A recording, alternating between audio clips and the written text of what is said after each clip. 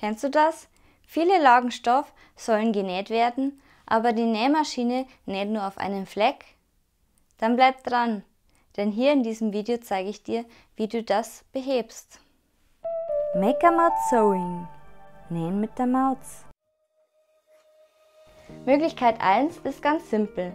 Lege ein gleich hohes Stück Stoff hinter dein Nähwerk unter den Nähfuß. Somit liegt dieser gerade und die Nähmaschine näht los.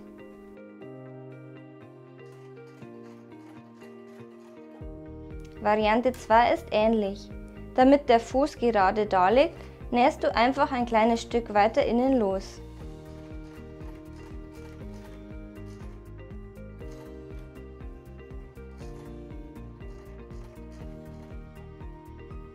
Ich hoffe, ich konnte dir mit diesem Trick ein bisschen weiterhelfen.